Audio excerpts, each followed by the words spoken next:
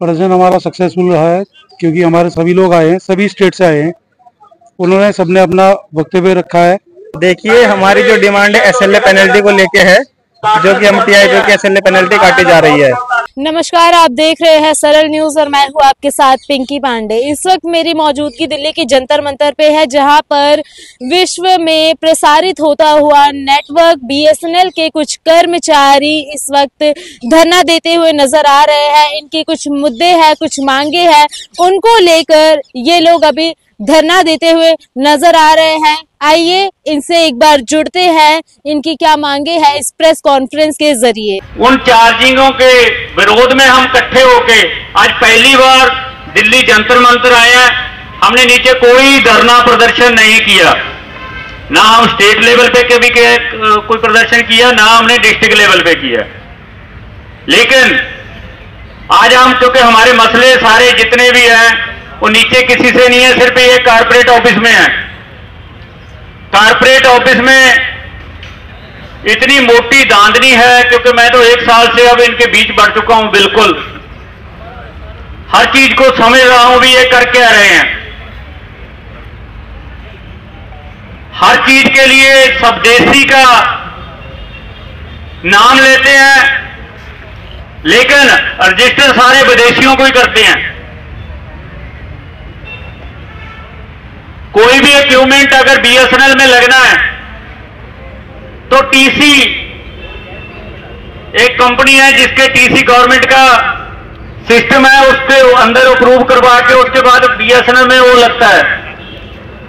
TC को approve करवाने के लिए कोई एक इक्विपमेंट, अगर मान लो ये सेल भी अप्रूव करवाना है, तो एक अप्रूव करवाने के लिए 20-20 लाख की करप्शन हो रही है। अगर ये सेल BSNL में कहीं लगेगा तो 20-20 लाख की करप्शन है उसमें। अपने खास लोगों के ब्रांड को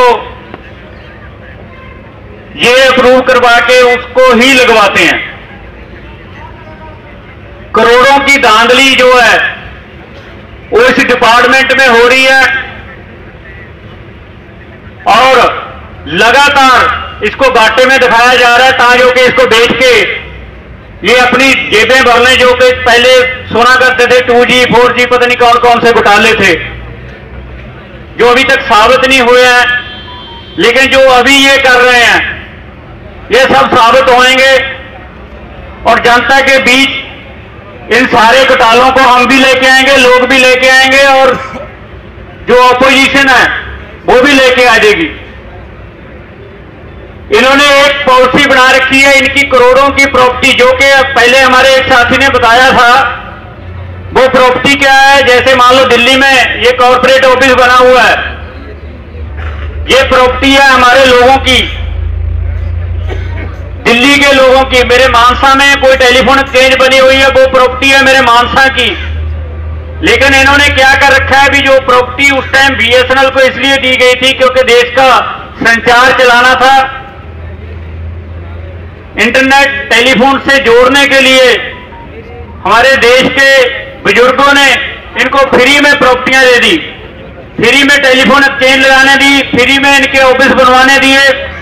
उसके बाद BSNL खड़ा हुआ, लेकिन इनके अफसरों ने इतनी दांधलियां की कि इसको डूबने के कगार पे कर दिया। बिल्कुल मान लो जैसे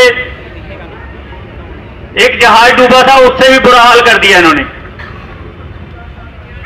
आज अपनी सैलरी निकालने के लिए इन अफसरों ने क्या किया, पिछले 8-10 सालों में 70% प्रॉपर्टियां बेच दी हैं, जो बड़ी बड़ी प्रॉपर्टियां थी।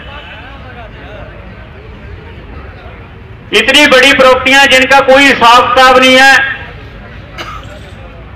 सारी प्रॉपर्टियां बेच के खा चुके हैं और आगे जो बची हैं उनको बेचने के लिए लगा रखा है।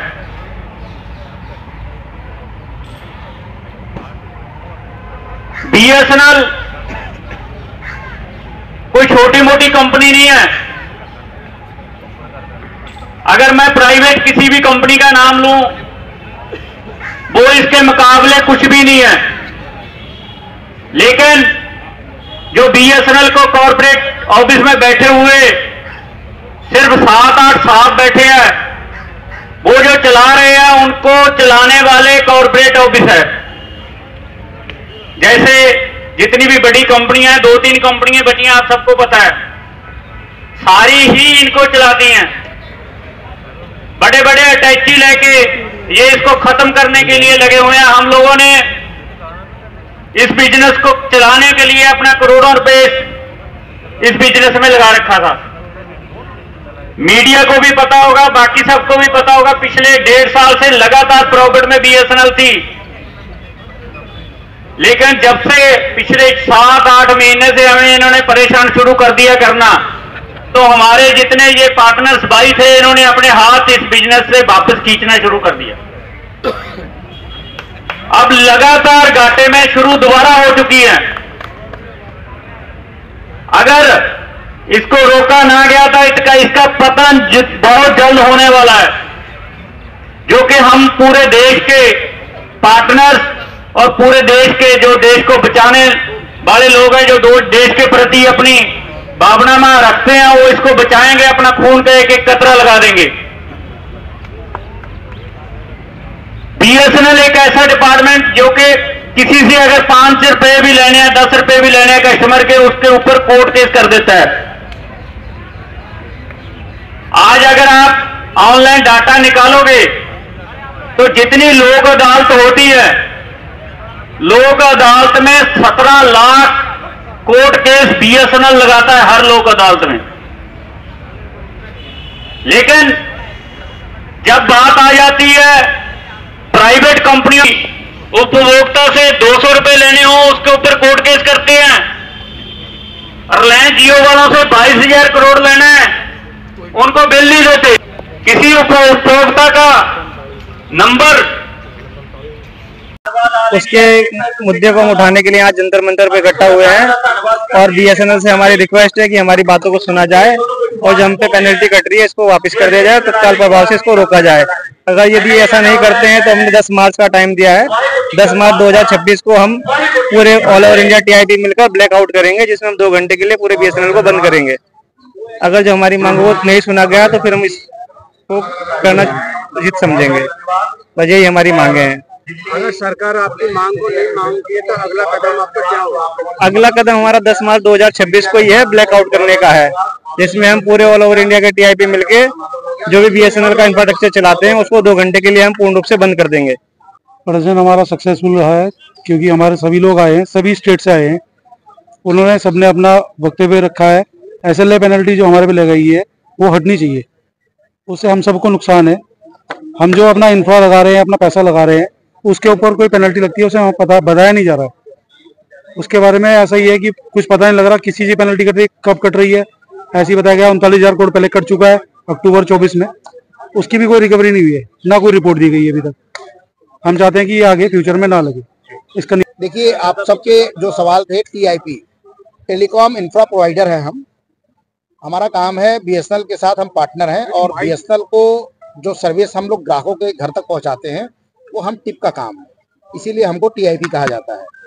टीआईपी तो हम बीएसएनएल के ऑल इंडिया से हमारे 28 राज्य से सारे साथी आए हुए हैं और हम सब की जो आज की जो यहाँ पे जंतर मंतर पे धरना प्रदर्शन का जो प्रोग्राम था, उसका मेन उद्देश्य जो था वो ये था कि हमारे ऊपर तरह तरह तरीके की अलग अलग पेनल्टीज लगाई गई है, जो एसएलए है, इंफ्रा चार्ज है, एलसी सर्किट्स पे है, उन सब के विरोध में देश के 2800 राज्य से सभी साथी यहाँ आए हैं, मौजूद हैं और हम सब ने एक स्वर में ये बात कही है कि हमारे ऊपर जो गलत नीतियां लगाई गई हैं, जो पेनल्टीज लगाई गई हैं, वो पेनल्टीज बिल्कुल न लगाई जाए। पेनल्टीज लगाने का तरीका गलत है, आपका सिस्टम गलत है, कृपया आप उस सिस्टम को मेंटेन करें, सही करें और अगर जो पेनल्टीज वाकई में गलत है आप उसको लगाइए, हम उसका स्वागत भी करते हैं।